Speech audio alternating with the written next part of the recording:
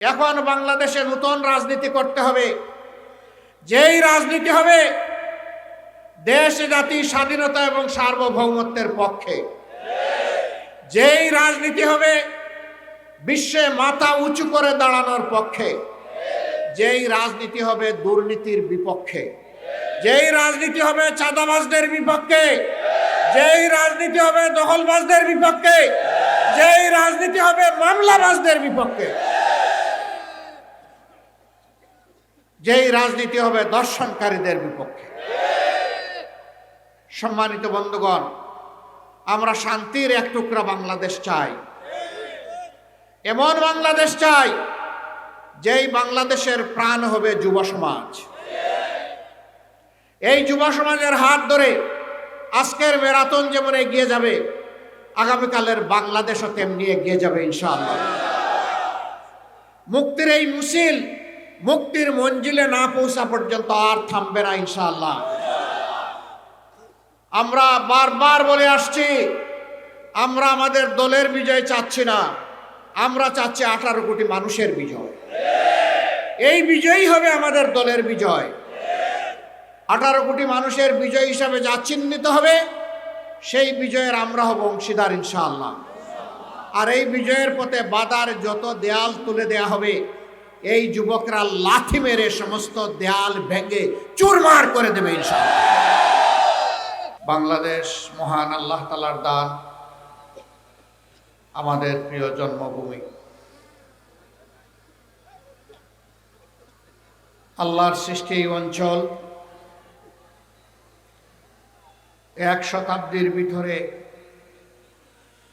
দুইবার স্বাধীনতার মুখ দেখেছিল।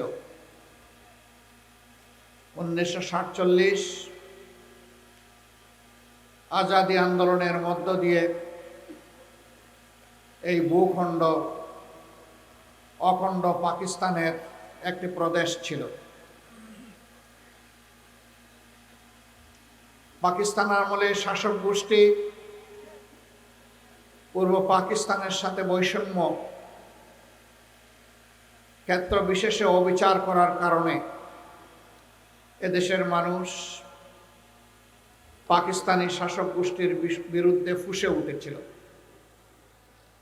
69-এর গণ আন্দোলনের হাত ধরে 70-এর সাধারণ নির্বাচন অনুষ্ঠিত হয়েছিল। এই নির্বাচনের পর পাকিস্তানি শাসক গোষ্ঠীর একগুঁয়েমির কারণে নির্বাচিত দল এবং জনপ্রতিনিধিরা জনগণের ভোটের ম্যান্ডেটে যারা নির্বাচিত হয়েছিলেন, তারা তাদের রাজনৈতিক অধিকার পাননি। সেদিন জনগণের ভোটের প্রতি সম্মান দেখাতে ব্যর্থ হওয়ার কারণেই একটি যুদ্ধ অনিবার্য হয়ে উঠেছিল। এদেশের ছাত্র, শ্রমিক, কৃষক জনতা এক কাতারে সামিল হয়ে হানাদার বাহিনীর বিরুদ্ধে যুদ্ধে ঝাঁপিয়ে পড়েছিল। বুক ভরা আশা আর চোখ ভরা স্বপ্ন নিয়ে যে প্রিয় দেশটি সব ধরনের বৈষম্যের হাত থেকে মুক্তি পাবে, সামাজিক ন্যায় বিচার নিশ্চিত হবে, দেশ মর্যাদার আসনে প্রতিষ্ঠিত হবে, জাতি হিসাবে গর্ব করে বুক ফুলিয়ে বিশ্বের বুকে আমরা চলাফেরা করতে পারব। যারা সেদিন নির্বাচিত হয়েছিলেন, তারা এমনটাই জাতিকে আশ্বস্ত করেছিলেন। কিন্তু স্বাধীনতা পরবর্তী বাংলাদেশ, যেই দেশটি বিপুল সংখ্যক মূল্যবান জীবন, সম্পদ আর ইজ্জতের ত্যাগ কুরবানির বিনিময়ে অর্জিত হয়েছিল, শাসক গোষ্ঠী জনগণের সাথে কথা রাখেনি। সেদিন যারা লড়াই করেছিলেন, জীবন দিয়েছিলেন, আহত পঙ্গু হয়েছিলেন, তাদের সকলের প্রতি আমরা গভীর শ্রদ্ধা নিবেদন করছি। তারা জাতিকে ভুলে গিয়ে একটি পরিবার, গোষ্ঠী এবং সর্বোচ্চ একটা দলকেই তারা বাংলাদেশের মালিক এবং জমিদারে পরিণত করেছিলেন। বাকি সমস্ত মানুষকে তারা দাসত্বের শৃঙ্খলে আবদ্ধ করেছিলেন, বহুদলীয় গণতন্ত্র খতম করে দিয়েছিলেন, মিডিয়ার স্বাধীনতা কেড়ে নিয়েছিলেন, মানুষের বাঁচার অধিকার তারা কেড়ে নিয়েছিলেন, ভোটের অধিকারও তারা কেড়ে নিয়েছিলেন। এক কথায় নগর জীবনে, জনজীবনে মানুষ হিসেবে মানুষের যে সমস্ত মৌলিক মানবিক অধিকার আছে সবগুলা সেদিন দলিত মথিত হয়েছিল। আমাদের পুলিশ ছিল, সেনাবাহিনী ছিল, আধা সামরিক বাহিনী ছিল, সাহায্যকারী আনসার ছিল, কিন্তু দল গোষ্ঠী পরিবারকে রক্ষা করার জন্য সেদিন একটি জল্লাদ বাহিনী গঠন করা হয়েছিল, যার নাম ছিল রক্ষী বাহিনী। এই জল্লাদ বাহিনীর হাতে মানুষের জীবন, সম্পদ এবং ইজ্জতকে অবলীলায় তুলে দেওয়া হয়েছিল। যখন যাকে ইচ্ছা তাকে খুন করা হয়েছে, এ মানুষগুলার সামান্যতম বিচার পাওয়ার কোনো অধিকার সেদিন ছিল না। মা বোনদের ইজ্জত লুণ্ঠন করা হয়েছে। সম্ভ্রমশীল পরিবারের লোকেরা তাদের মেয়েদেরকে শিক্ষা প্রতিষ্ঠানে পাঠানো বন্ধ করে দিয়েছিল। ঘর থেকে মা বোনরা বের হতে চাইতেন না, এরকম একটা বিভীষিকাময় অবস্থা তৈরি করা হয়েছিল। মন্ত্রী, প্রধানমন্ত্রীর ছেলেরা ব্যাংক ডাকাতিতে লিপ্ত হয়েছিল। বাংলাদেশের জনগণের জন্য বিশ্ব থেকে এই বিধ্বস্ত অবস্থায়, যুদ্ধ বিধ্বস্ত একটি দেশের জন্য যে সমস্ত রিলিফ সামগ্রী এসেছিল তা বাংলাদেশে আসার আগেই বিদেশের মাটিতে বিক্রি হয়ে গিয়েছিল। ৭৪-এর দুর্ভিক্ষে লাখো লাখো মানুষ সারা বাংলায় হাটে মাঠে পথে ঘাটে তাদের লাশ পড়ে থেকেছে। এই লাশ দাফন করার মতো কোনো ব্যবস্থা সেদিন ভালোভাবে ছিল না। সেদিন আঞ্জুমানে মফিদুল ইসলাম ঢাকার লাশগুলার দাফনের ব্যবস্থা করেছিল, কিন্তু সারা বাংলার চিত্র ছিল সম্পূর্ণ ভিন্ন। তারা সোনার বাংলা গড়ার ওয়াদা করে বাংলাকে শ্মশান বাংলায় পরিণত করেছিলেন। মাত্র 4.5 বৎসরের 4.5 বৎসরের দুঃশাসন মানুষকে তটস্থ করে তুলেছিল। এরপরে তাদের কার্যক্রমের পরিণতি হিসাবে দুনিয়া থেকে তারা বিদায় নিয়েছিলেন। কে সেদিন তাদেরকে হত্যা করেছিল? যারা ৭১-এর রণাঙ্গনে বুক চিতে দেশের স্বাধীনতার জন্য যুদ্ধ করেছিল, সেই সৈনিকরা কেন তারা সেদিন খেপে গিয়েছিল? এর উত্তর আওয়ামী লীগকেই খুঁজতে হবে, জাতিকে নয়।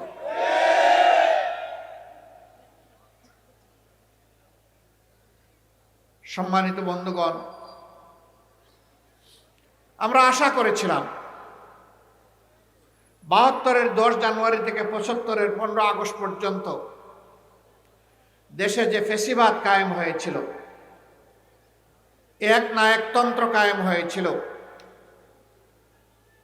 যার পরিণতি সচক্ষে দেখেছে দেশের মানুষ, এটা থেকে আওয়ামী লীগ শিক্ষা নেবে। কিন্তু ওই যে কথা আছে, কয়লা ধইলেও ময়লা যায় না। সাবান আর সার্ফ এক্সেল যা দিয়েই ধর না কেন, কালো কয়লা আরো কুচকুচে কালো হয়। আওয়ামী লীগের ক্ষেত্রে তাই হয়েছে। 3 দফায় বাংলাদেশের মসনদে তারা এসেছিলেন। ৭২-এর 10 জানুয়ারি, আবার এসেছিলেন 96 সালের 10 জানুয়ারি, এরপরে তারা আবার এসেছিলেন 2009 সালের 7 জানুয়ারি। এই 3 বার তারা ক্ষমতায় এসে বাংলাদেশকে ছুপ ছুপ রক্ত আর খাড়ি খাড়ি লাশ উপহার দিয়েছে।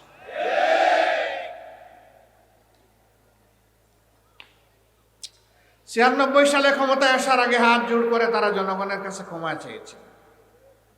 অতীতে আমাদের দল বাংলাদেশের জনগণের সাথে যে অন্যায় আচরণ করেছে, যে জুলুম করেছে, আমরা বিনা শর্তে মাপ চাই। একটিবারের জন্য আমাদেরকে আপনারা ক্ষমতায় দিন।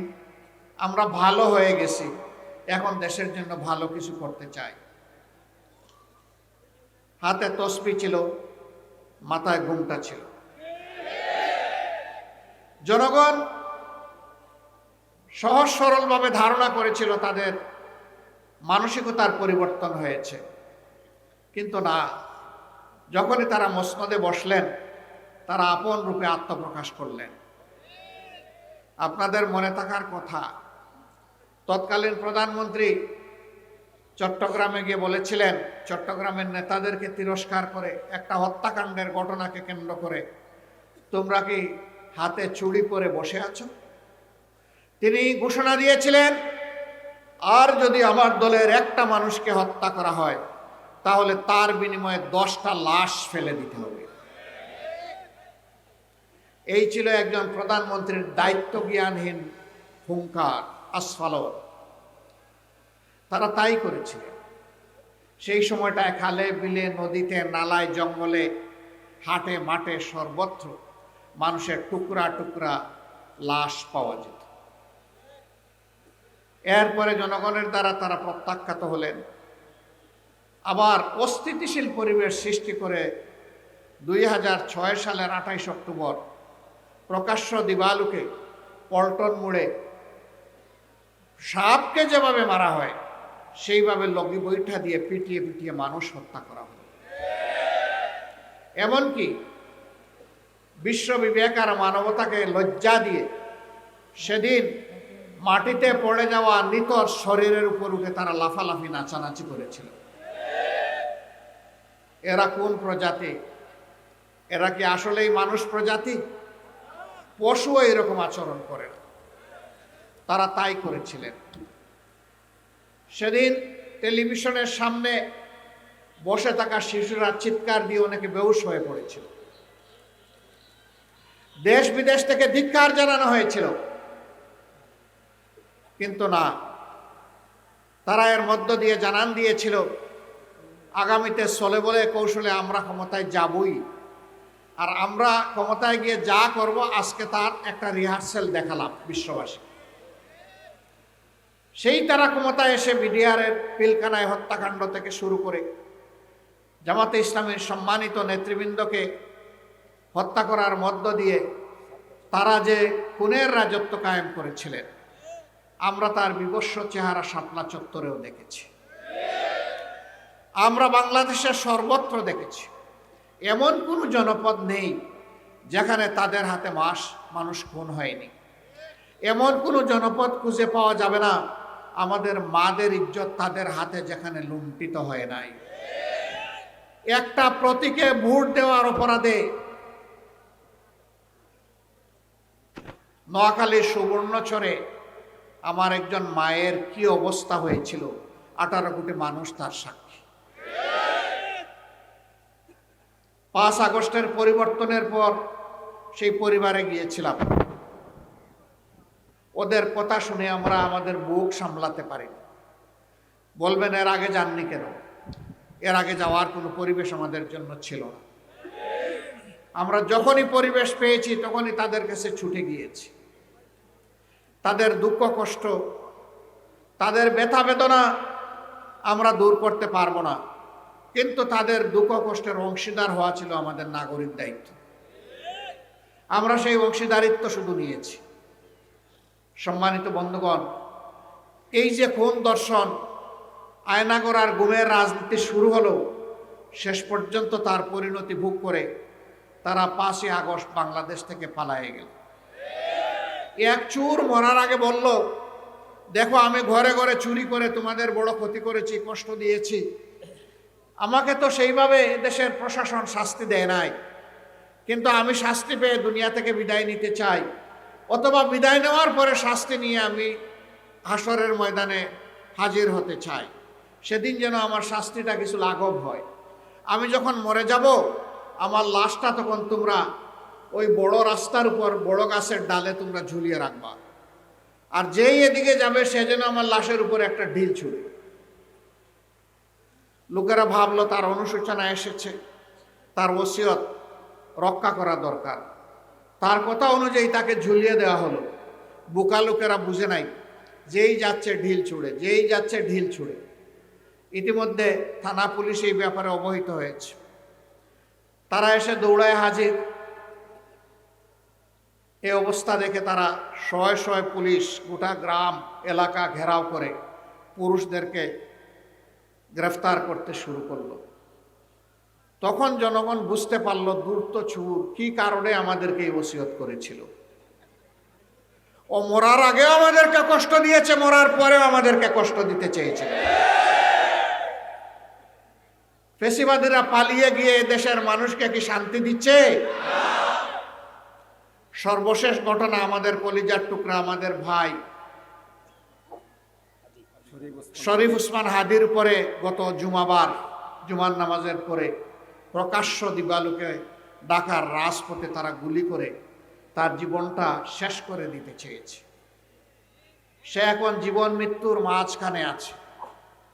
মহান রবের দরবারে দোয়া করি, হে রাব্বুল আলামিন, তুমি তো মৃতদের মধ্য থেকেও জীবন বের করে আনো, তুমি এরকমই একটা জীবন ফিরিয়ে দাও, তাকে সুস্থ করে আবার বিপ্লবী বাংলাদেশের জনগণের বুকে ফিরিয়ে দাও। সে যেন বিপ্লবের পতাকা আরো শক্ত হাতে মজবুত করে ধরতে পারে, এই তৌফিক তাকে দান। প্রিয় দেশবাসী, আজকের আমাদের এই যুব ম্যারাথন একথাই দেশবাসী এবং বিশ্ববাসীকে জানানোর জন্য যে অতীতের বস্তাপতা সমস্ত রাজনীতিকে পায়ের তলে ফেলে দিতে চায়। এই রাজনীতি বাংলাদেশে অচল। এই রাজনীতির পাহারাদারি যারা করতে পারবে তারা অচল মালে পরিণত হবে। এখন বাংলাদেশে নতুন রাজনীতি করতে হবে, যেই রাজনীতি হবে দেশ জাতি স্বাধীনতা এবং সার্বভৌমত্বের পক্ষে, যেই রাজনীতি হবে বিশ্বে মাথা উঁচু করে দাঁড়ানোর পক্ষে, যেই রাজনীতি হবে দুর্নীতির বিপক্ষে, যেই রাজনীতি হবে চাঁদাবাজদের বিপক্ষে, যেই রাজনীতি হবে দখলবাজদের বিপক্ষে, যেই রাজনীতি হবে মামলাবাজদের বিপক্ষে, যেই রাজনীতি হবে দর্শনকারীদের বিপক্ষে। সম্মানিত বন্ধুগণ, আমরা শান্তির এক টুকরা বাংলাদেশ চাই, এমন বাংলাদেশ চাই যেই বাংলাদেশের প্রাণ হবে যুব সমাজ। এই যুব সমাজের হাত ধরে আজকের ম্যারাথন যেমন এগিয়ে যাবে, আগামীকালের বাংলাদেশও তেমনি এগিয়ে যাবে ইনশাআল্লাহ। মুক্তির এই মিছিল মুক্তির মঞ্জিলে না পৌঁছা পর্যন্ত আর থামবে না ইনশাআল্লাহ। আমরা বারবার বলে আসছি, আমরা আমাদের দলের বিজয় চাচ্ছি না, আমরা চাচ্ছি 18 কোটি মানুষের বিজয়। এই বিজয়ই হবে আমাদের দলের বিজয়। 18 কোটি মানুষের বিজয় হিসাবে যা চিহ্নিত হবে, সেই বিজয়ের আমরা হব অংশীদার ইনশাআল্লাহ। আর এই বিজয়ের পথে বাধার যত দেয়াল তুলে দেয়া হবে, এই যুবকরা লাথি মেরে সমস্ত দেয়াল ভেঙে চুরমার করে দেবে ইনশাআল্লাহ। কোন দেয়ালে আমরা টিকতে দেব না, কোন ষড়যন্ত্র করে লাভ হবে না। কেউ যেন নিজেকে অতিরিক্ত ধূর্ত না ভাবেন। জনগণ এখন তার নিজের বুঝটা বুঝতে শিখেছে, কাউকে আর ছাড় দেওয়া হবে না। কোন কালো হাত সামনের দিকে এগিয়ে আসলে সেই কালো হাত জনগণ বশ করে দেবে। কালো টাকার বিনিময়ে মানুষকে কেনার দুঃসাহস দেখালে তাদের মুখে ছাই মেরে দেয়া হবে। আগামীতে যে নির্বাচন ফেব্রুয়ারি মাসে অনুষ্ঠিত হবে 11 তারিখ 12 তারিখ, সেই নির্বাচনের মধ্য দিয়ে বাংলাদেশের নতুন ইতিহাসের মূলক উন্মোচন হবে ইনশাআল্লাহ। এই নির্বাচনে যুবক যুবা তরুণ তরুণী